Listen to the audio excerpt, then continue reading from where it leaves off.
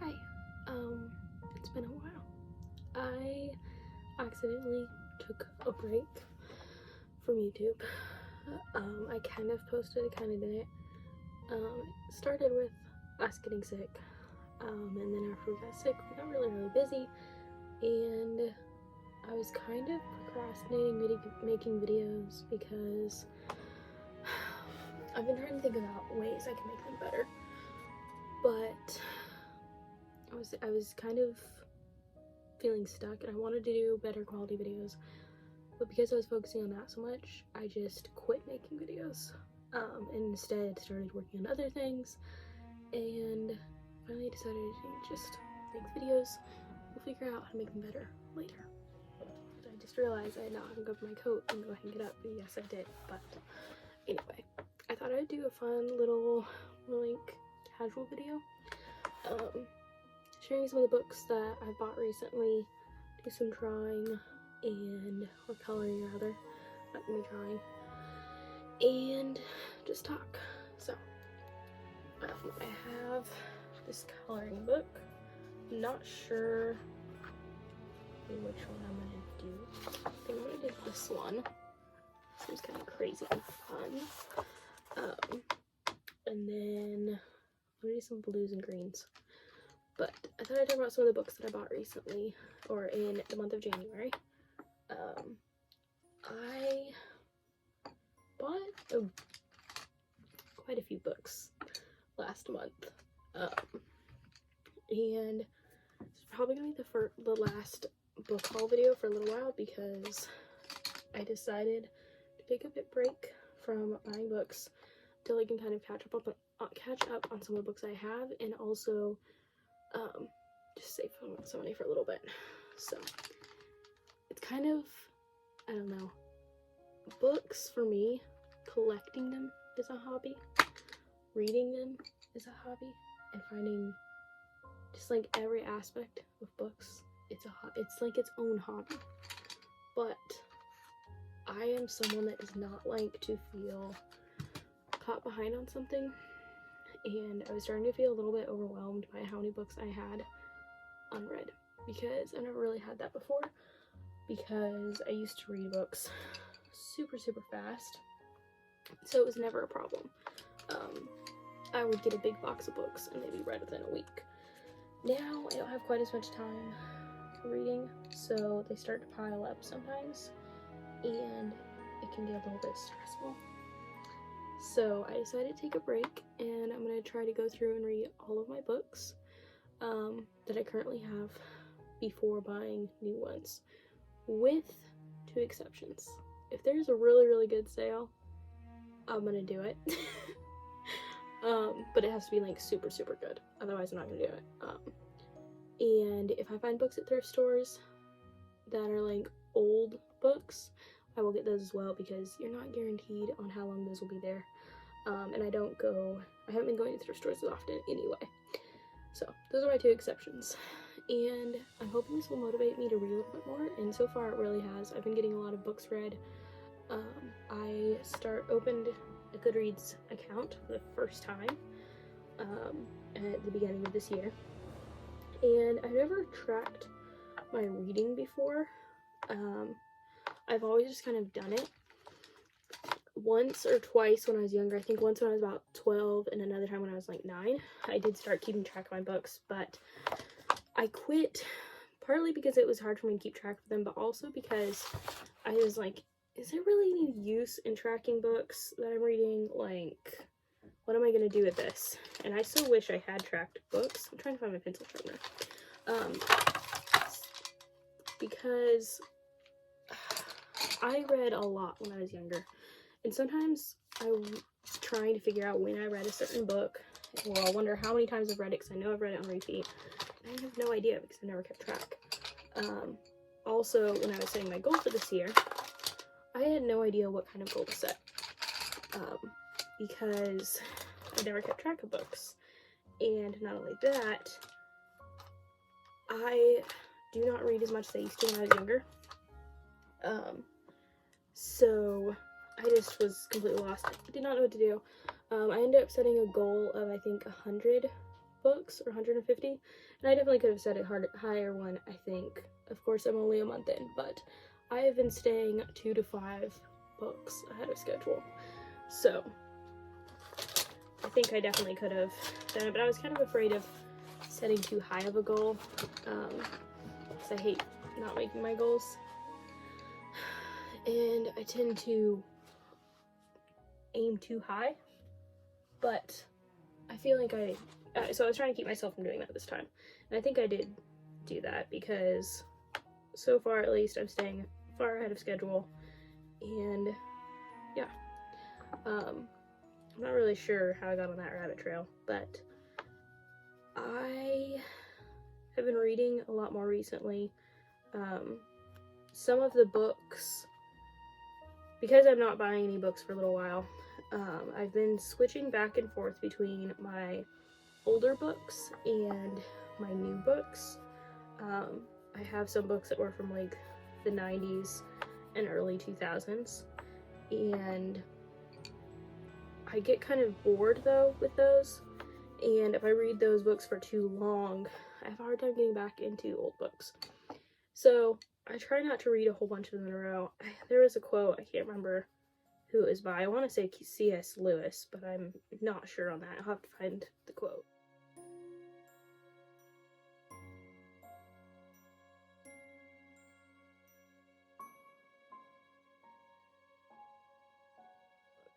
So I tried to do that, and unless I'm reading a series, I try to always read an old book when I finished a new book before I start another earlier book. That makes sense. So I've been doing that, except whenever I hit a series, and then whether the series is new or old, I will just read through the entire thing and then switch to the other.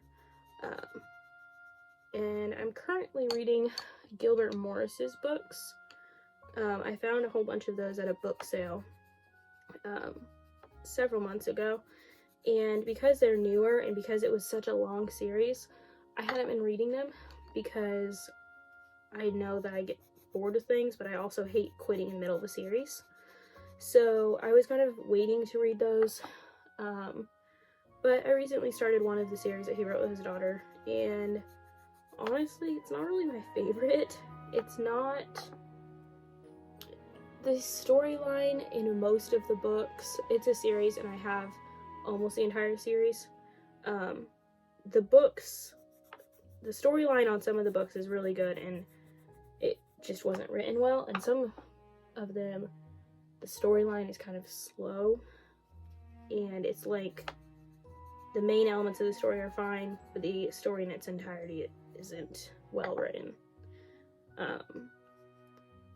And I'm really only reading it because I hate quitting in the middle of a book or a series, and basically I don't unless it's like morally wrong. I don't typically, or it has to be a really, really lame book for me to stop in it just because I hate quitting. So I'm almost done with that series. I am reading, I watched a video recently, and is this guy talking about how reading a book a week changes life. And he was someone who is not a reader and started reading one book a week. And what he'd do is he'd take the page number, the complete page number of the book, whatever, complete. I don't know what I'm not doing good putting words in sentences right now. Basically, he took the total number of pages from the book that he would choose for that week, and he would divide it by 7, and so that he would know how many pages he had to read every day of the week. And he read one book every week for 4 years, and he saw a lot of benefits from that, and his vocabulary grew, his thinking changed, he was able to see a lot more. he saw, instead of just like seeing one answer to a question, he saw multiple ones. He was able to see multiple sides to stories, and just his thinking broadened, I guess. And a whole bunch of other things too that he was talking about. So I decided, I already read more than that, I know, but to keep myself on track with my goal, which I'm pretty sure I'll be able to do that no problem, but to keep on track with that, I have to read two books a week. So I started, just out of curiosity, I took the next 2 books that I have. I think this will help me get through books that are a bit slower. That's partly why I'm going to try to do it. But I took the 2 books that I'm planning on reading in the next week, and I divided the page number, and it turns out, even though they're both 400-page books, or almost 400-page books, it still only leaves me with 105 pages a day, which is pretty easy for me. So I'm hoping this will help me get through books that are hard to get through, and it'll be interesting to see how far ahead of that I do go, and if there are times where I'm having a hard time getting any reading done, hopefully I'll still be able to get, that's like my minimum goal, so that on the days that I don't feel like reading or don't have as much time, hopefully I'll at least get some reading done. So yeah, that should be fun. So I've been doing a lot of reading, and I've been trying to figure out the sticker business stuff. About almost a year ago, I bought an iPad for doing stickers, and I really wanted to create stickers and postcards, washi tapes, things like that. Well, I did it. I created a lot of designs, and then I kind of got stuck. We got really busy, and then a few times I tried to go back and figure out how I was going to print stickers, and it was just really confusing and overwhelming. I looked at a few different options. The reason why I got the iPad was because I wanted to get Procreate on it, and I wanted to be able to use it for editing video, and also for designing stickers on Procreate. But figuring out how to print things and all the technical stuff of it has been way harder than I ever expected.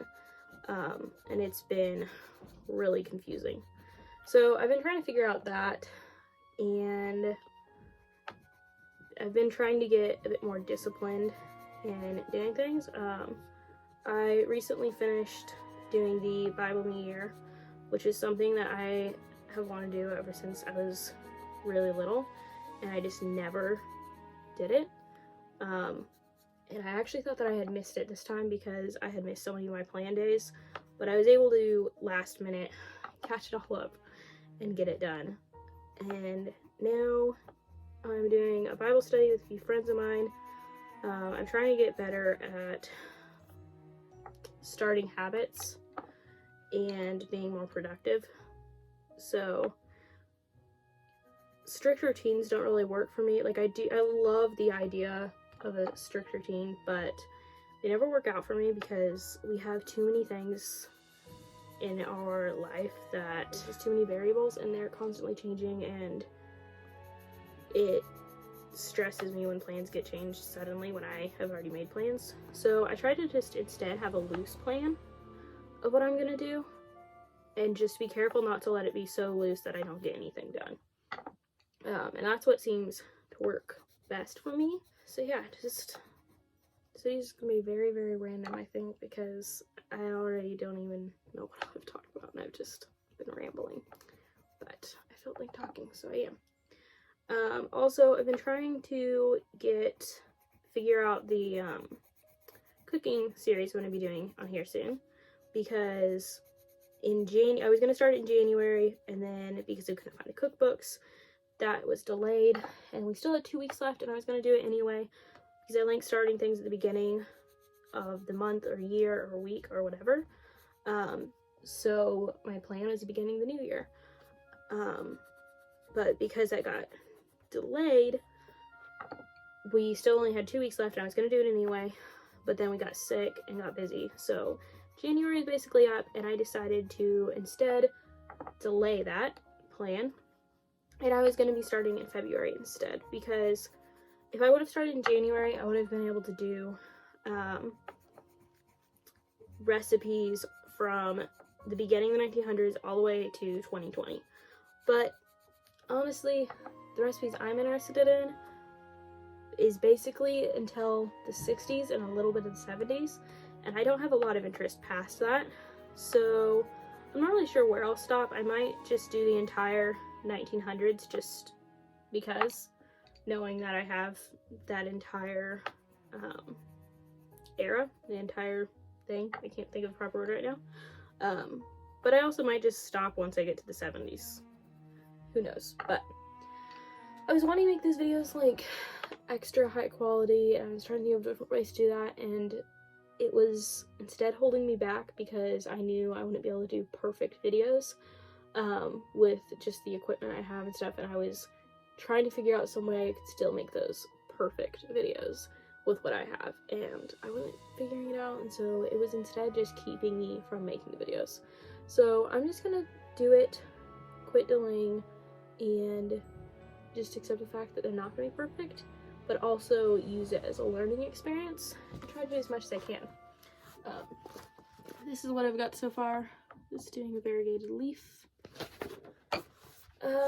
Yeah, for books that I bought in January, I got this really cool book.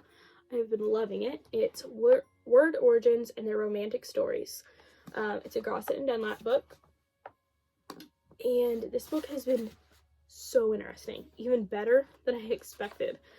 It's written by Wilfred Funk, and it's copyright 1950. This was the first edition, and it is so cool. It goes into the history of language and how certain words we have, how they started, and some of them are really crazy. So here's the word magazine, and it has like the short definition of it, once a storehouse, and it says the Arabian word makazan, I'm not sure how to pronounce these words, so I'll put them up on the screen, meant storehouse, a place where grain and other supplies were kept. Originally, books were called magazines since they were storehouses of knowledge. Isn't that so cool? But by the 19th century, the word applied only to periodicals. We use magazine in its original sense when we apply it to repository for military arms, munitions, and such. In French, the word magasin means a department store. And then, where's some others? And then the word company, and it says, eats bread with you. The term company corresponds to companion, and this in turn derives from the Latin words cum, meaning with, and panis, meaning bread.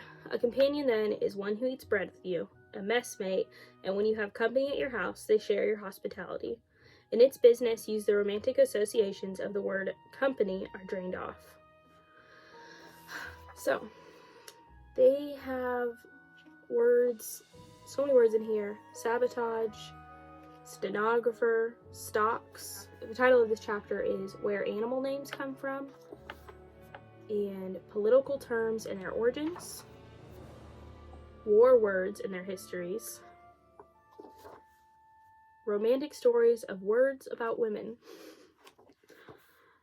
Anyways, I have not read all this, but I like to just pick it up every once in a while, flip through it. If there's a certain word that comes to mind, I'll look it up in here, and it has been very, very interesting. So, highly recommend this book. I got this off of Thrift Books, and I'll see if I can link that. Another book I got is the Hearty Boys. This is The Secret of the Caves. I'm working on collecting vintage copies of these, so I've got that one. This time I got a lot of just random books because I just went through, because I knew I was going to be taking a break from buying books, I wanted to make the most of the money that I had.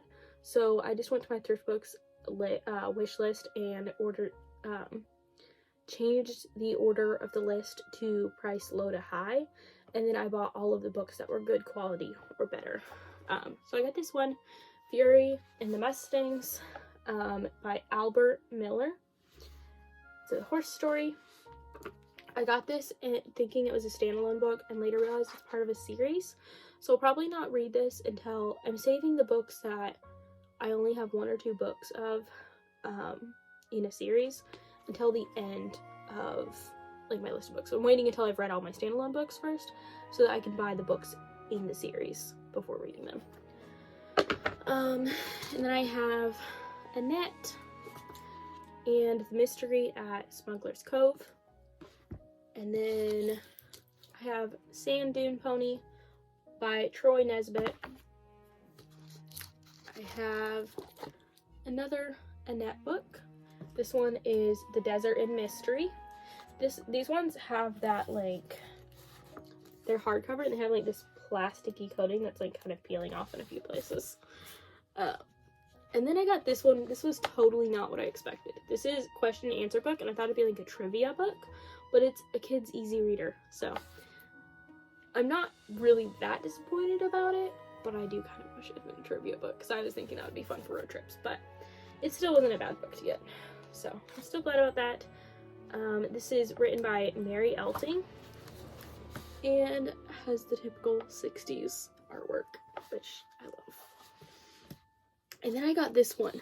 This one ended up being so much better than I ever thought. This is the Good Housekeeping Needlecraft Encyclopedia. I was thinking, when they said Needlecraft, I was thinking like embroidery, cross-stitch, things like that. This is like Needlecraft in its broadest form. Like, it shows knitting, crocheting, tatting, sewing. They have patterns in here, diagrams. It reminds me of the Back to Basics book in just how much information is in it. They teach you how to tailor garments. There's a couple clippings in here and patterns. They teach you how to do smocking, and they said that was fun. This is from Interfacing, Vintage Interfacing, and it has just cool artwork. I just love it. And then you can see it teaches you knitting. Does a really good job. Tons of pictures in this. Teach you how, it says how to purl, the stockinette stitch, ribbing, to slip a stitch, to increase, to decrease. They have sock patterns in here, crocheting, design your own patterns. There's a snood, a headband, a shawl, and an edging on a purse. Anyways, this is just a very extensive guide, and they even have, they're covering a lampshade here. So this one turned out being even better than I expected. I think I only paid like $3, maybe $4 for it. And then the next one I got was because I had a series. This is the Stonewick trilogy. I have read 1 or 2 books in the series, and they're really good. And when I looked at getting the next book in the series, I found it was cheaper to buy the, I only have softcover, and I prefer hardcover. And I found it was cheaper to buy this hardcover all in one of the trilogy than it was to buy the individual book. So I got this, and I'm going to take my 2 softcover books to my used bookstore, and they'll probably give me about $2 each for them, so I'll get about $4, which is like the same price as this book, which actually I got this book for free because of a free book credit, so that'll be exciting. I was excited about that one. And then, let's see, let's move these. Okay, the next books I got, I'm just showing these next because they're on the top of the stack. I'm not doing my thrift book stuff, but I decided to get another, I decided to get a Lamplighter subscription because I love their books, and I was looking at how much it would cost to buy all of their books, and if you get their subscription, then for the set of 4, it ends up being like, it's at $18 a book instead of $17 a book. I mean, yeah, if you buy all their books, you get a deal and you pay $17 per book. But if you do their 4 books a month, the value is about the same. You're paying about $18 a book, which is a lot for books, but for brand new books, and they're really well bound, and I've known for years that I wanted to collect them, so I decided I'd just do it. And I have, these are the first ones that came to on my subscription. I have this book that was originally published in 1904, Anna's Question. It's like this really soft, cool cover. And then I have, this one is by Anna Potter Wright. And then Finette of Normandy by Mary E. Ropes. This one was originally published in 1878. And then I have Crown of Success by A Lady of England. Her book, A Lost Pearl, is one of my favorite books ever, so I had to get one of her books. And then I got The Bishop's Shadow by I.T. Thurston. And this was originally published in 1899, so I'm really excited about that. Then I got this Uncle Wiggily book. This isn't one that I was like, I didn't really buy it for myself, kind of bought it for my younger siblings or reading to them.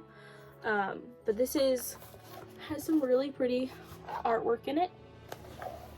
And we were actually introduced to these books because of the Robinson curriculum. And so I decided to get this just because. And it's smaller than I thought it was. Like, the book isn't small, but, oh, and it has another story on the back too. I forgot about that. Stories Around the Year by Thornton Burgess. Spring, summer, autumn, and winter. So these are like, it's like a 2-in-1 book. Yeah. I got this one mostly for my younger siblings. And then I got Fair Stood the Wind for France by H.E. Bates. This is a simple book. I can't remember where I got this one. This one's from 1944. But it sounds interesting. I'm excited about this one. Then I got this one, A Handful of Silver by Victor Canning. And copyright 1954. And I'm not sure what this one's about either. I sometimes will just look up publishers, or I'll find blog posts that have lists of authors' names. I'll just get their books. I'll get 1 or 2 to try them out, and if I like them, then I'll add them to my list and buy all of their books. Typically when you're buying older books, it's kind of hard to get a bad book. You might get a boring book. You're most likely not going to get a bad one. So I tend to take the risk on older books, more so than I would newer books. I'm more willing to just try them when they're older. Next one I got is a Graham Greene book, The Heart of the Matter. This is another new one for me. I have not read this author. And this one's from 1948. I tend to buy a lot of 40s books. Not purposefully, I just do. And then I got this one. This one was actually a gift. This is Sherlock Holmes Volume 2. And I'm excited about this one. That was a gift for a friend. And then I got Donna Parker, Special Agent. I've been getting a lot of series lately. Kid series. And then I got Red Ryder. I'm not really sure why I got this one because the voices on the radio drama actually kind of annoy me, but they had it and I decided to try it just to see. This is Red Ryder and the Mystery of the Whispering Hills by Fred Harman. Copyright 1941. And it is very much, you can tell these books were like based on like comic strips in the newspaper, and it even says that in the beginning of this one. Just by the art, and also because they're kind of a little bit cheesy. And then the last 2 books I got were 2 more Hearty Boy books. I got the Hearty Boys, The Sinister Signpost, and Hunting for Hidden Gold. And both of these are from the 1950s. I have books 15 and 5. So that was all the books that I got. And yeah, I guess that's kind of it. I just wanted to talk and show you some of the books that I've been getting recently, kind of update you guys on what's been happening. I'm hoping to get back into doing regular videos. This video will probably go up tomorrow. I'm going to try to at least get it up for tomorrow. And hopefully on Monday, we'll have the first of the recipe videos. I really was hoping to start at the beginning of the month, and I haven't done that, but we're hoping to get back on track. But thank you guys so much for watching. You guys have been really kind and supportive lately, and I just wanted to say thank you. It means a lot, and I'm glad you guys are here. Several of you guys are very loyal watchers, and even if you guys aren't, It still means a lot. But some of you guys are really dedicated and watch every video and send me a lot of really kind messages, and I just want to say thank you.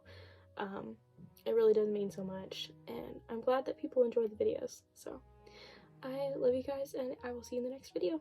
Bye!